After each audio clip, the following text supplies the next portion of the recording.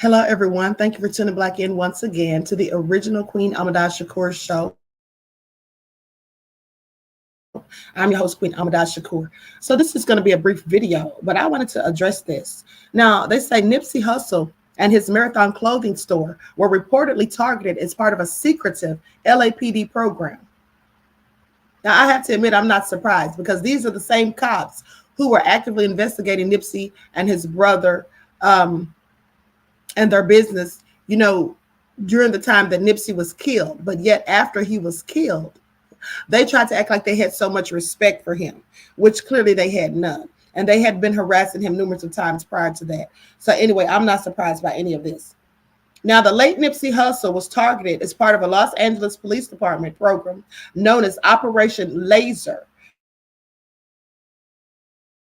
per a new report that has come out.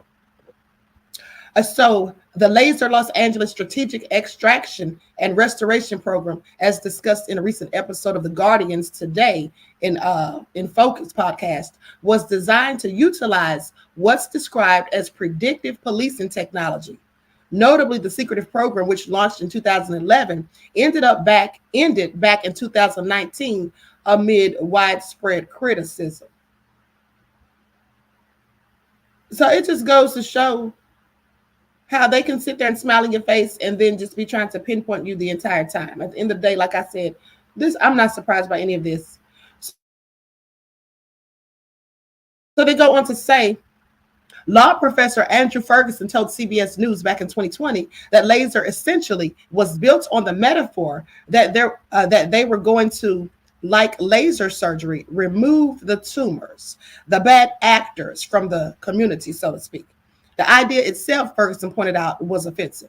Ultimately included as part of laser targeting, per a new report, was Nipsey's Marathon clothing store on Slauson Avenue in Los Angeles.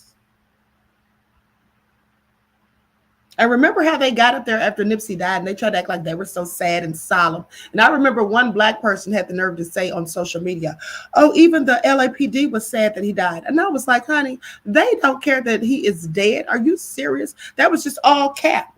I mean, some Black people are so gullible, it just really behooves me. Now, speaking to The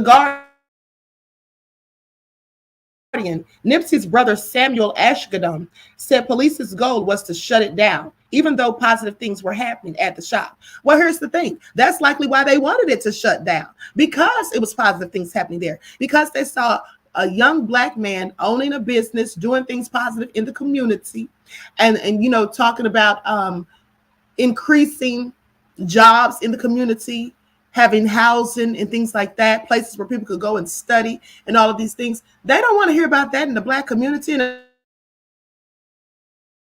another thing is they were trying to gentrify it anyway and get those Black people out from over there, because they really wanted to have all of that for themselves.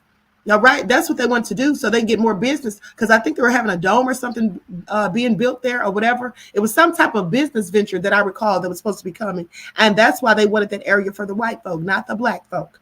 And that would definitely have been a good reason and motivation, in my opinion, for them to want Nipsey Hussle to be out of there. And also, there was also speculation or some talk back during the time that Nipsey died or was killed. There was talk about how the landlords who initially owned the property, they were being harassed by the police, let me say allegedly, to try to get Nipsey and his brother out of there. So it was just a whole bunch of nefarious things going on. And so when they came out trying to act like they were so sad that Nipsey died, I knew that was just all a load of BS. So they go on to say that they were trying to shut them down, even though positive things were happening at the shop. The agenda was, whatever they're doing over there, crush it, stop it. And this is what Nipsey's brother Sam said. Now, the harassment is also said to have included customers, including by the way of stopping and questioning off-duty officers who were fans of the Victory Lap artist's music and had simply decided to visit the shop. Police interest in the location, per Sam, also deterred some fans from visiting. And that's another thing. They likely did all of that on purpose, honey, because Black people don't want to be anywhere the police are. So if you see police presence, police just hanging out around businesses, yeah, many of Black people aren't going to want to go there, because we know how quickly things can go left when Black people have any type of interactions with the police. No matter how minuscule it starts out, the police usually, in my opinion, try to escalate these situations. So no, Black people would not want to be in the same presence as them. So as for the laser program, it was billed as being like a surgery like approach to policing that relied on data, with an LAPD spokesperson later conceding that such data was in need of review. They say we discontinued laser because we went to reassess the data. That's what a rep told the Los Angeles Times back in 2019. It was inconsistent. We're pulling back. Well, that's what they say. That's what their spokesperson says. But clearly, others have said that they canceled the program. They stopped it because of widespread criticism. And then, and also because who else were they targeting with a program like this besides Black people? The sad thing is, if you're out here targeting people that are thugs and gangbanging and doing all this and that and the third, that's one thing.